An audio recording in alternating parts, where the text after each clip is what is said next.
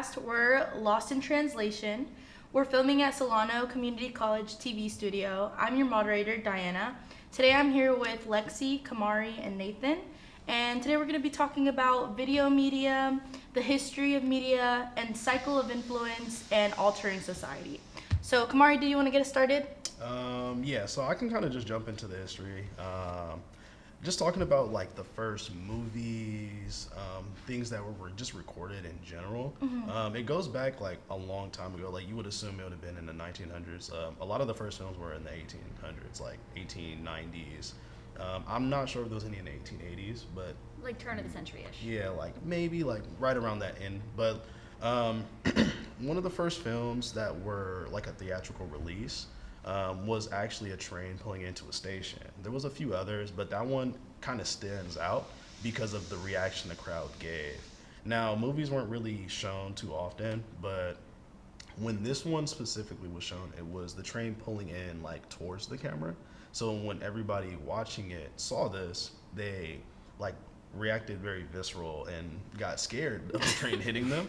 And to me, like, I think it kind of stands out, not just because of their crazy reaction, but it just stands out to show how different everything is, because you don't see movies like that. Obviously, if you're watching a scary movie and something jumps at you, you'll kind of have like a quick reaction, you know, but like we look at movies as like something that's not real. When they saw that, it was something so new and so different, like they didn't know what to feel.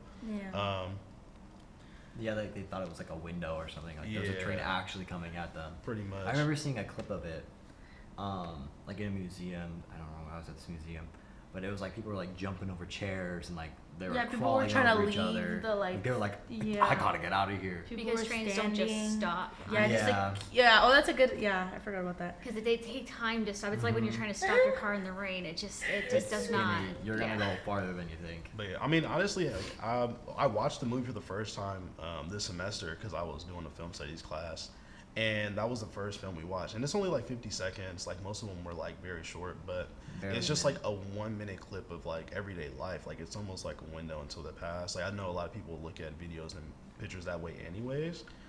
But just having that, it's just like people living their lives. Like the train stops, there's no doors on the train.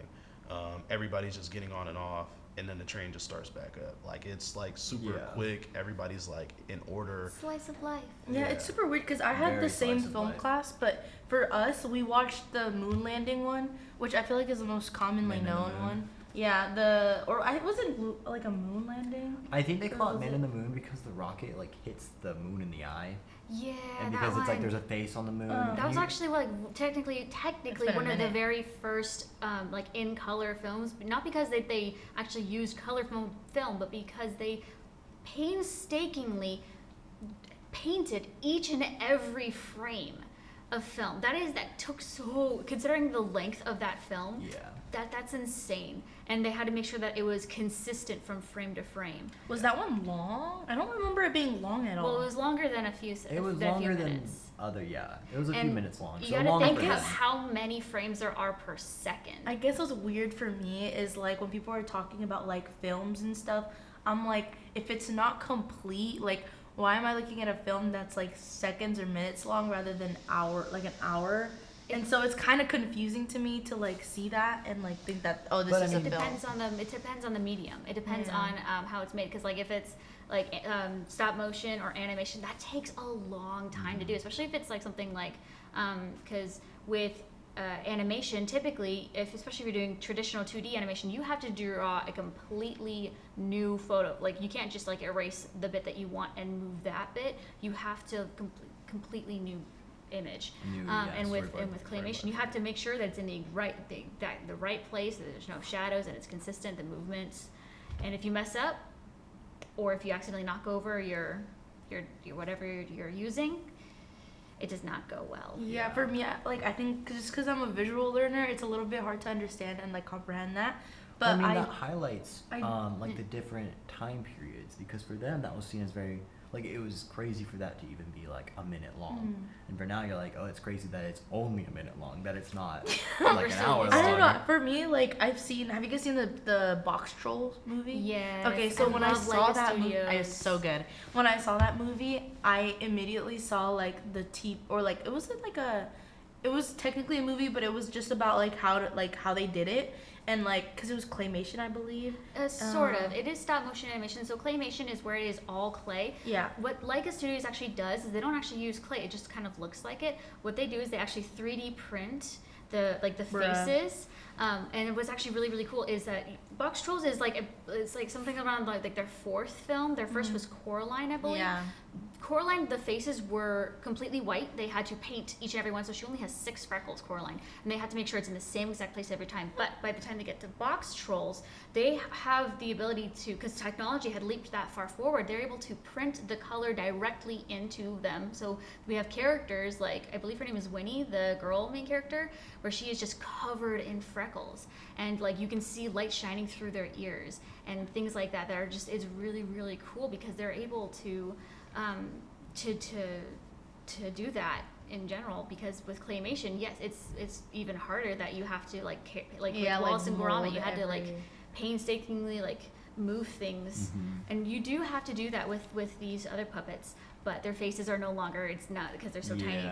It's mostly for Leica, it's these little metal like skeletons with movable joints. And they usually use like batten and then clothing. For their film Paranorman, the character Norman has goat hair with different colors. I love watching the behind the scenes. It's I great. forgot about that show. Movie. It's really good. It also does really show to like editing. Like editing has come a lot farther, obviously, because like with silent films and all that, like you kind of just had that shot and then that was the shot. And you had to have like the talking put in like as like a in those like where it's like the moment happens and then it's like a Google slideshow where it's like and then it just has the words afterwards, like subtitles, but like seeing or like sentence, then like acting the sentence, then when it says, then acting the sentence. It's almost like having a chorus, a Greek chorus. Yeah. Explaining what's happening. Yeah. And then that of course changed with the talkies. Like that's what they call them. Like the first when they changed from just silent films to a talking picture, because that's what they first called it. Instead of just a moving picture, it's also a talking picture.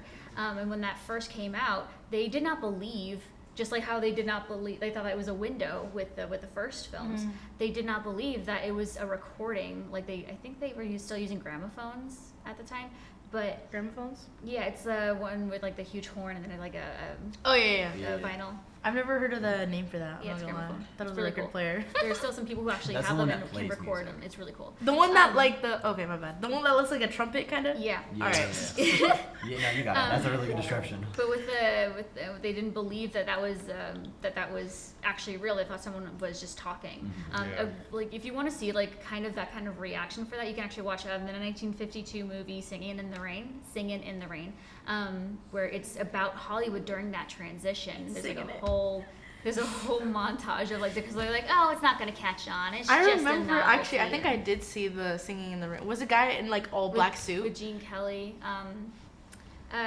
There's so many classic and amazing songs, but something that popped up with the talkies, it's weird calling them that, Yeah. is it's gonna catch the on. ghost voices not gonna and catch ghost on. singers who, because like if an actor didn't really have the voice that they were looking for, like if they had like a seductress, they didn't want a high pitched nasally voice like the way like, the one antagonist character in Singing in the Rain, Lena Lamar. They tried getting her like vocal lessons with a vocal coach, and so the vocal coach wanted her to say ta ti te to tu, like with round tones. Ta ti te to tu. She can't help it. And she can't, and like obviously the actress herself who plays this Yeah. character is putting on that act, but it's still, they're like, okay, no, we can't do this. So they get Debbie Reynolds' character to come in and kind of do a voiceover for her, like dubbing over anime. But Yeah, like a voice actor. a big part of the plot is that the antagonist did not want Debbie Reynolds' character to get any sort of credit, because she wanted to keep up the lie of, oh yes, that is my voice. And so you have to follow me around to my next movies and do all my voices for me. And they're like, no, she wants to be an actress in her own right, thank you. Yeah. They have like this whole clever thing. I highly recommend you watch it. I'm not going to spoil it. Watch it. Yeah. But what's sad and a little ironic is that Debbie Reynolds herself was only allowed to sing a handful of the songs, including one that's called Good Morning. It's actually used quite a lot in orange juice commercials. I don't know. What? Yeah. If you hear like if you see like it's That's so going over random. from Good Morning. Oh, that one? Yeah, that's I've Debbie heard Reynolds. that That is one. her singing. But they thought that she had too much of a Midwestern voice, like small town She voice. totally does. Right, but they didn't. So they didn't want that in like Oh. the big scenes and the They big wanted the songs. Hollywood So they got accent. a ghost singer for her, Mhm. who also was not credited in the film Singing in the Rain. Her name was Betty Noyes, I believe is how you pronounce it, Noyes.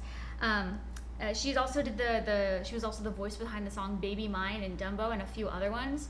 So like she was, you know her voice even if you don't know her voice. It's one of those kinds of things. And it's sad, Like but the it's Mojo person. Huh? Who? What is it? Mojo? Talk Yeah. Mojo? Yeah. Yeah. Everyone knows that. But I don't know. Not me. Yeah. I don't know who the guy is, but You don't Yeah. know, like, welcome Mojo? to I mean, I welcome know to what Talk. Is it Talk Mojo? well, it's a Talk Mojo? girl. Watch yeah. Mojo. Welcome to Mojo. Watch Mojo. Yep. Yeah. Who's 'Cause- watching Mojo? It's a monkey. It's a video. It's a YouTube series where they Oh, do okay. like rankings and things. Yeah. Top 10 Oh, videos. okay. Mhm. I've never seen any of the videos. I just know her voice Yeah. because she's a like voice actor.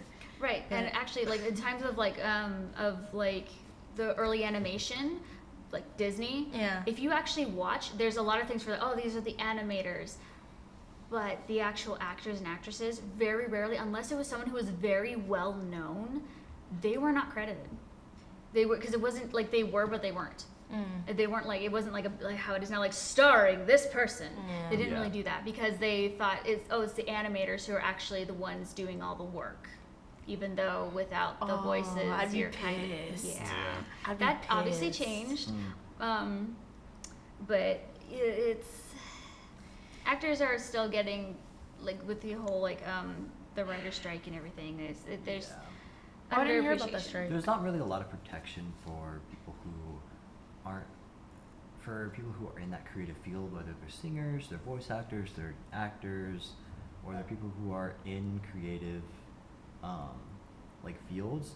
There's not too many protections for them because it's a little like, it's just not people don't really understand what happens behind the scenes of these people because they're so focused on what they're creating and funding that and stuff that Or they think like, oh, anyone could do that when it's in Yeah. fact really hard. If you watch Yeah. the behind the scenes, Mhm. they're like having to like throw themselves around, and it is very much they have to Mhm. overcompensate with their in order to try to get like all the emotion and things in their Yeah. voice out. It's like kind of like the difference between it on in a movie and on stage acting. You have to be bigger in order to, because you don't have like cinematographers, tweaking the lighting That's or doing like a true. close up of their Yeah, face. I remember and- like I was in theater for a little bit, but I wasn't like actually like I don't think I ever actually did any shows, but I would see my friends do it, and I remember that they would have to do like they were like our professors would want us to wear like if we were gonna wear makeup, then take it a step further Exaggerate and it. exaggerate it on it so, So that like you could people- actually see it. Mhm. Because like if I were to do just like a full face, but like a regular full face, people from like 10 feet away probably could not see that shit. yeah. Nope. So yeah. That's one of the reasons why like actors were like, if you watch Series of Unfortunate Events, the movie with Jim Carrey in it, I there's actually a love scene the where show, he's but- like all dressed up for the play, and he has like this really dramatic over the top Yeah. makeup, and it's supposed to be funny, but no, that's how It's, they like, actually realistic, did it. yeah. And also because all the light used to come from below, it wasn't above, it was coming up from the bottom of the stage, so you had to play with the makeup Yeah. in order to. Make it look how it's supposed to. Presentable. Yep. Yeah, so for the like TV shows, what I have is so it was kind of giving me two different kinds. I had one TV show that was like, if they don't really recognize it as like the first TV show just because there wasn't like scripting, and it was kind of like it wasn't like very professional. So it's called The Queen's Messenger, and it was in 1928. And it was like the Damn. first scripted TV show, but it didn't really get that much attention, so it wasn't like really big. And Kind of like then- the train one. Yeah, I guess so. And then the second one that I have here is called The Roundhay Garden Scene, which is it's literally just a scene. It's not a TV show, and it's like a film about people just like kind of frolicking and just like dancing and like in a circle. I don't know if you guys have seen that one. but it's literally a 2-second clip. Because like I think it was like because I think like the first like shows on TV besides like just broadcasts were like dramas, and Yeah. occasionally it would go too long. Like, okay, we can't keep going with this. We have to move on to the next thing. We'll come back next time, kind of a thing. Probably, I'm guessing. And then it got like, oh, it's a 2-parter, and then Yeah. we'll it's like come back next week because we're running out of time. So let's continue it the next time. And then it Yeah. just became like a thing, I guess. I mean, also if you see something that's doing well, you want to keep that going. Yeah. So I think that's probably where shows stem from, rather than just having movies. Yeah. Is that they're like, oh, this is doing well in short form, like might as well keep that going.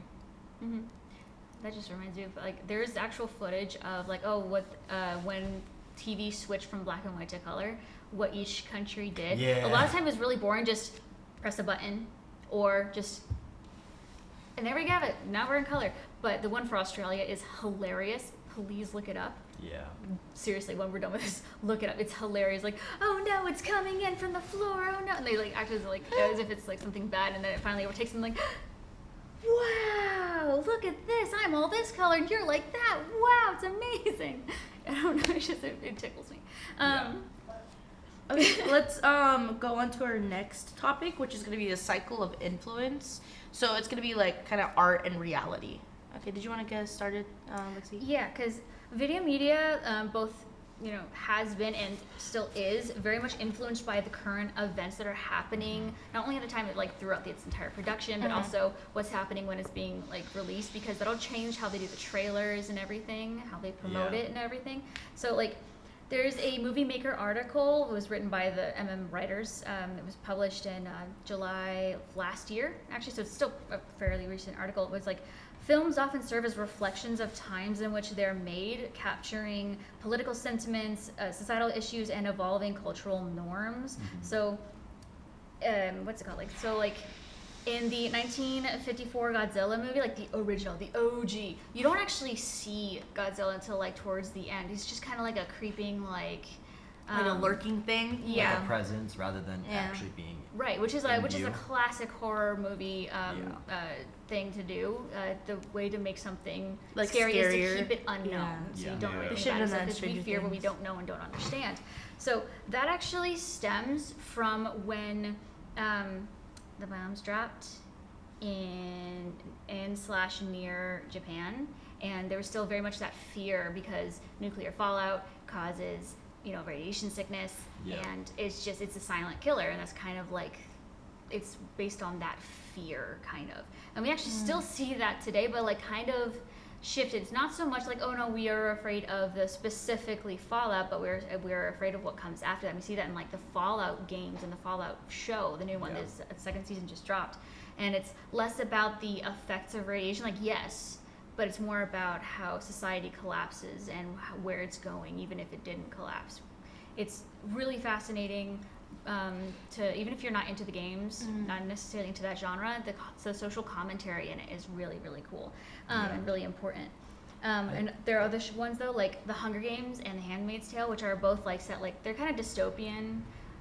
When you first read The Hunger Games, you think like, oh, this is like in an alternate universe kind of thing, or it's in a fictional world. No, it's very much our world, just a couple centuries in the future after like the oceans have come up and everything, but they're both involving like the government being like super involved in everyone's life, super controlling and all of that, and that's a fear that was kind of prevalent for a while and is still very relevant today, hence why we have like the prequels coming out. Yeah, it's important For the Songbirds and to Snakes. like audience awareness, to make sure that your audience is like relating to at least what you're talking about, So so that that they'll they're be more interested. interested in it, I and think, then oh, sorry. yeah. Go ahead. Sorry, there's this thought that popped up a little bit ago when you're talking about how movies will like kind of like I think it was like political awareness of things like you said earlier.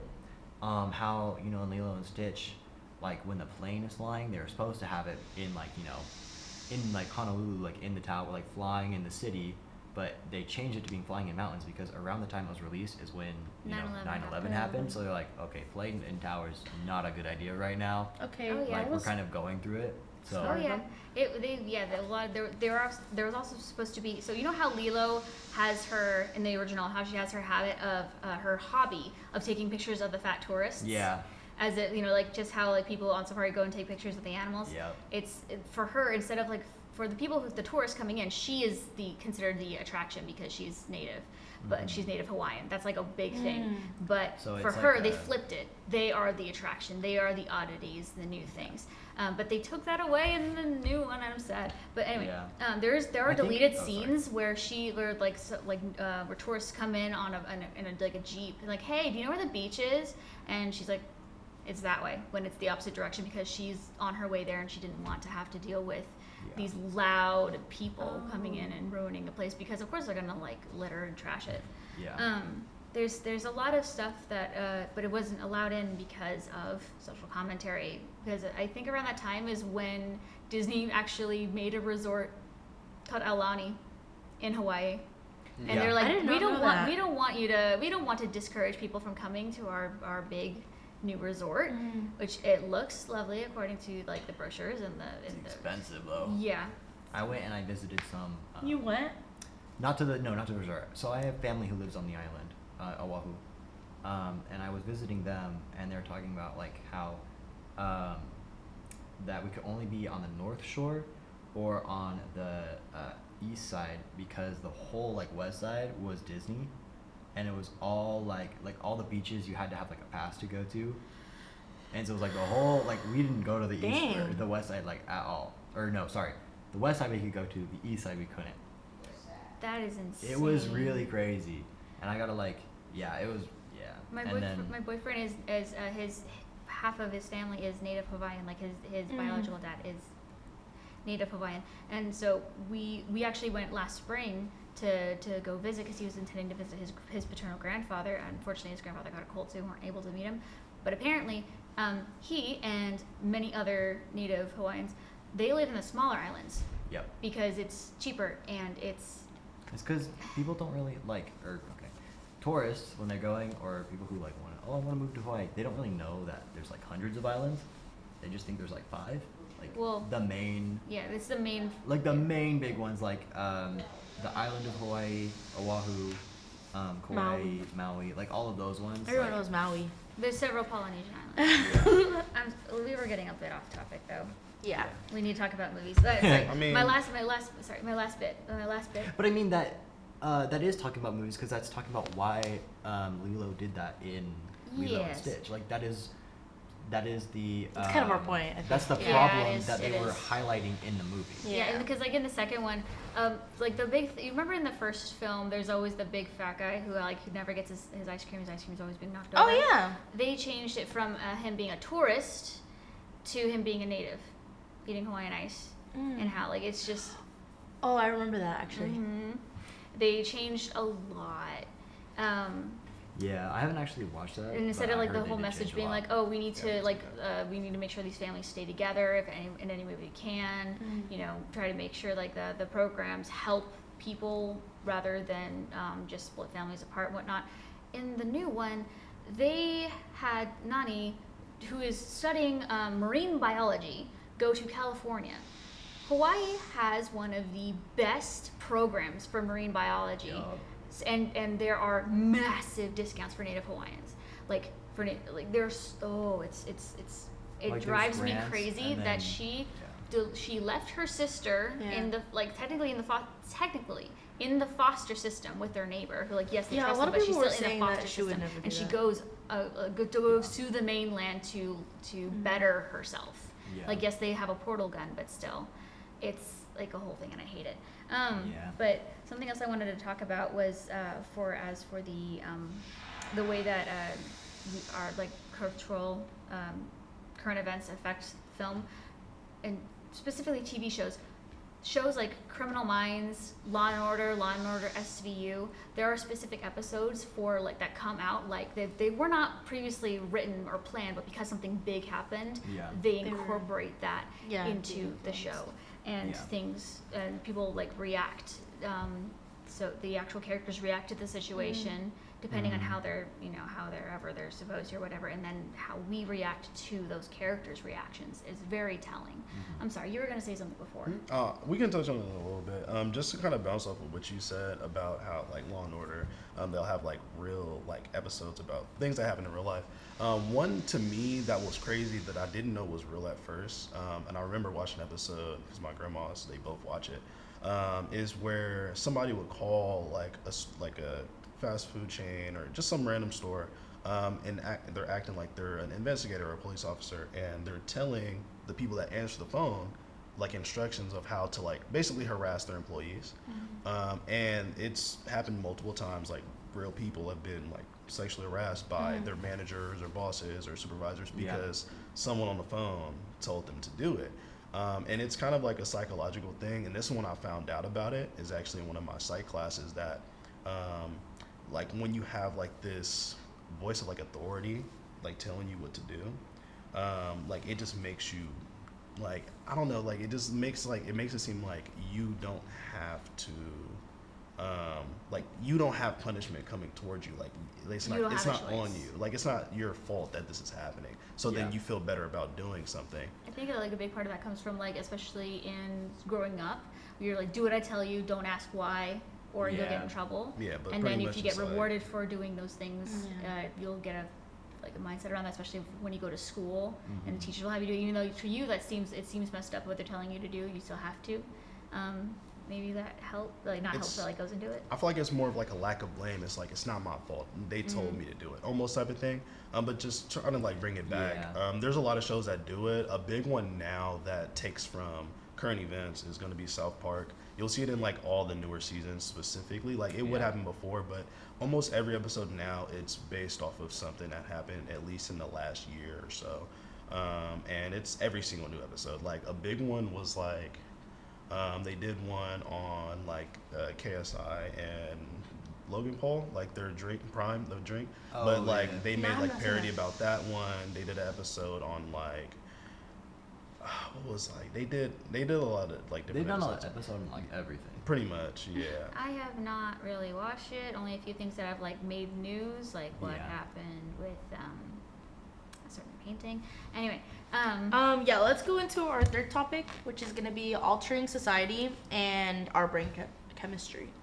Nathan, did you want to start off with that one? For this one we were kind of just talking. I think we wanted to talk about shows that have affected us growing up, and in our teenage years too, because some of us didn't watch movies when we were younger. Right.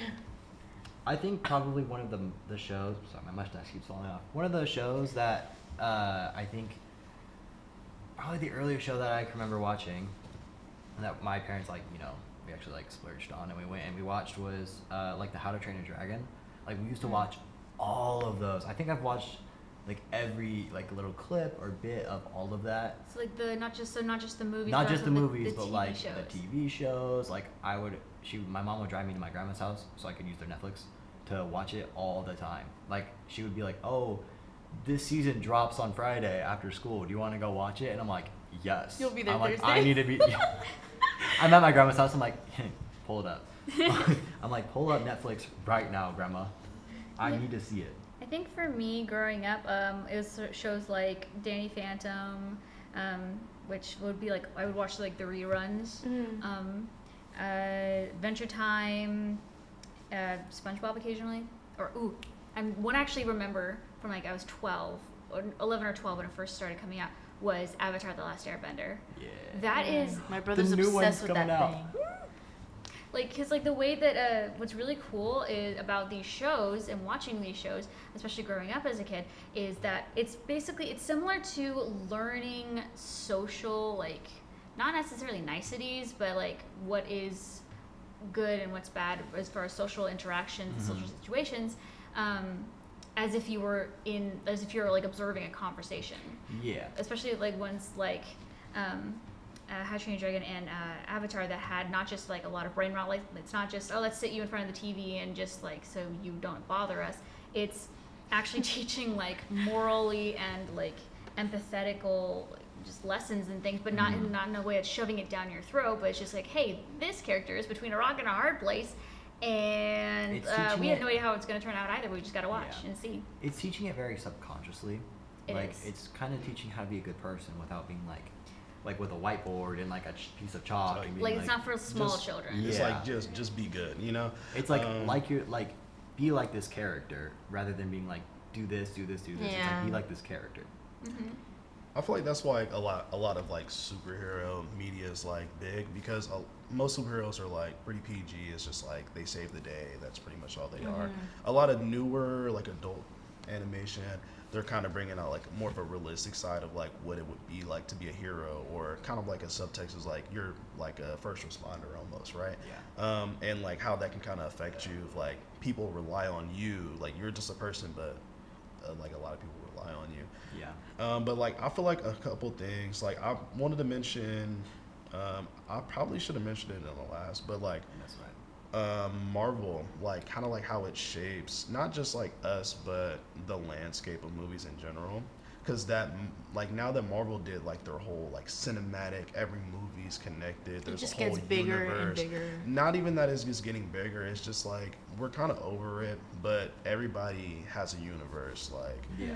Everything's connected. There's always Easter everything. eggs. And like what Disney did, like they would have Easter eggs. Well, with that doesn't mean the movies are connected. They just have like Just little nods. dots here Yeah. and there, just showing that like, oh, like it's the same studio, like Yeah. little funny things.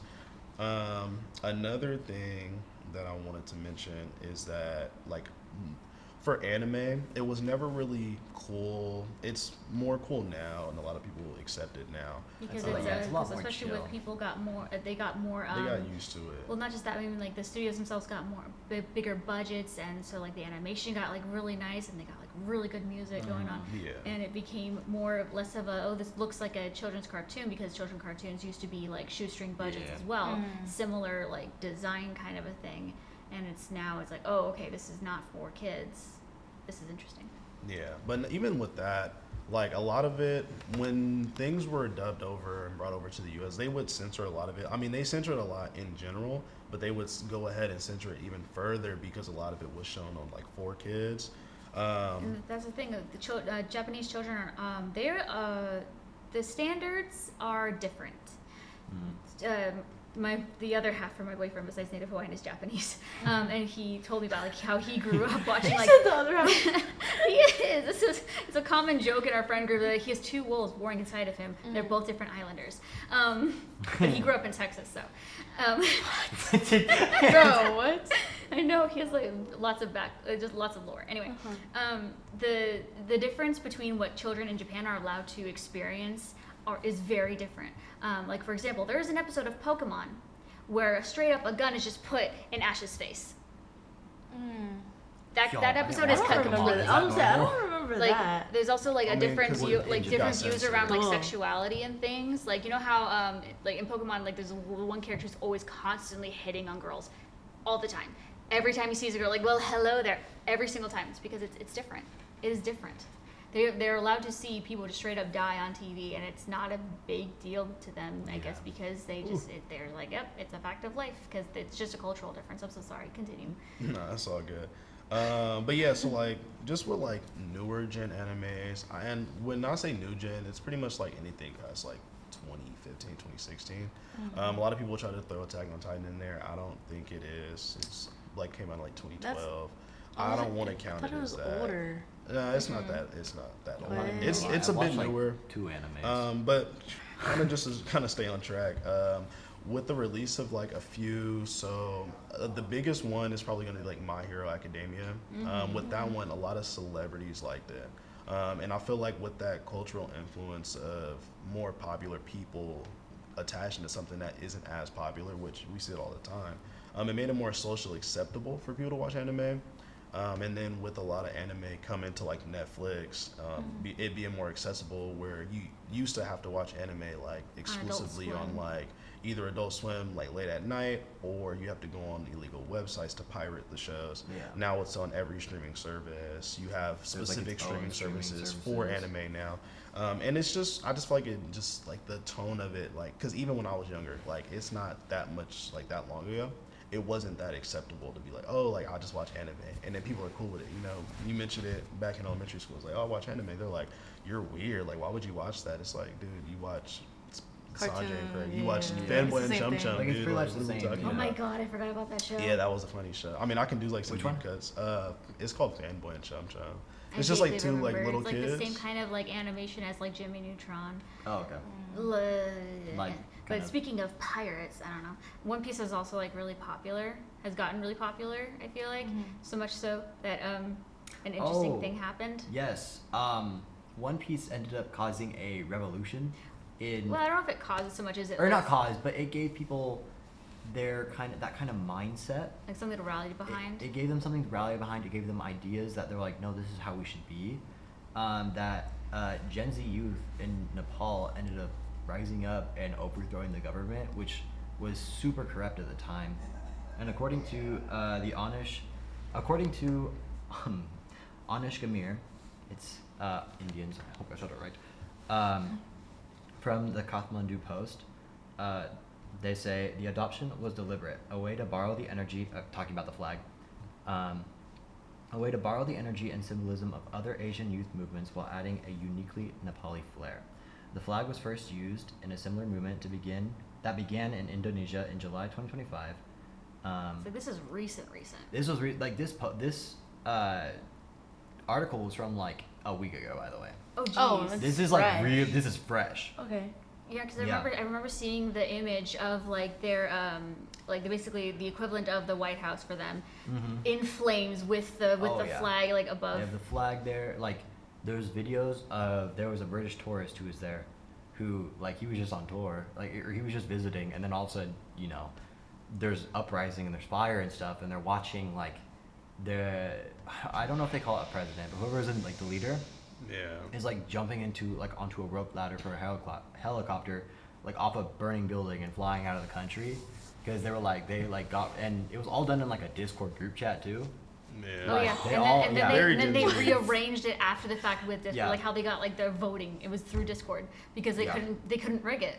Yeah, no, it's crazy. Yeah. Okay, to wrap it up, I'm just gonna make one last point. I just wanted to talk real quick about how there is like a difference between like I guess we were talking about how in TV shows and in movies sometimes like they'll use like real life things like into it so that people can feel like it's more relatable. Like for example, I remember I used to watch Grey's Anatomy a lot, and I remember when they started like it was like crazy. Like Grey's Anatomy, like it's like about like a ton of doctors, and they're constantly like in danger. Like for some reason, like there's always like plane accidents that kill people, or like school, like not school shooters, but There's a lot of hospital crises. shooters. There's Like a lot of every episode is crises. something crazy that's like super unrealistic. And they're more And then- about the interpersonal relationships rather than Yes, the actual and then the medical stuff. second, and like people loved that, like they loved it. I don't know why. And then the second, like I loved it. And then the second that it got realistic to where like they started doing like COVID, like oh it's COVID and everyone's like wearing masks and stuff, everyone started hating the show.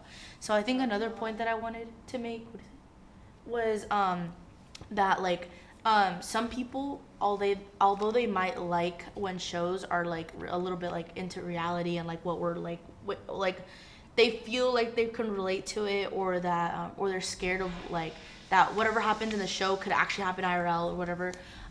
There are some people who enjoy watching things because it's like so like sci-fi or like things that could never happen, and they just want like a little like a break from reality, I guess. It's called escapism. Yeah. Yeah. I would do that a lot as a child. Me too. Like I read a lot of like fantasy books and stuff like that growing up, Yes. like fairies and Harry Potter for me. Yeah. Now I. I was outside. yeah. But, Oh. like we were. I played Spoon- video We were games. touching dirt. Grass, but yeah. but we were spoon fed like these stories Yeah. of people standing up against what was Yeah. wrong, like you know the Hunger Games and although that sparked like a whole thing with like the whole like divergent thing, like oh this character is different TM, and they rise up and go against the government, and then they also have to choose between these two people. Like they make it all about the Roman. I don't know. Anyway, sorry. I think that what you're saying there is because we watch all of these, or you guys watch all these shows and stuff. You guys, yeah. Of like these characters who are, you know, standing up to, you know, an oppressive power of some kind, and then like, you know, you grow up with that, like that's gonna shape who you are. It's gonna make you more combative to stuff like that, to being like, to not really agreeing with authority that, or to see authority doing wrong, and to be able to not agree with it, and to be able to have your own voice in that. I think that media shows us how we can do that without without really showing us. Yeah, it gives you more of the ability to question authority, Yeah. rather just to just follow instructions blindly. You know. Critical thinking skills. Exactly. Any last points for you guys? No, that's pretty much it. Good. Okay. Thank you for watching our podcast, Lost in Translation. Again, this is your moderator, Diana. I'm here with Kamari, Lexi, and Nathan, and we'll see you guys next time. College just got affordable. Up to 100% of enrollment fees can be reimbursed for first-time college students taking full-time classes. At Solano Community College, we are taking full advantage of this to further your future. With certificate and degree programs in industrial technology, aeronautics, biotechnology, and many others, Solano Community College is a staple for success. For more information, please contact the Financial Aid Office at 707-864-7000.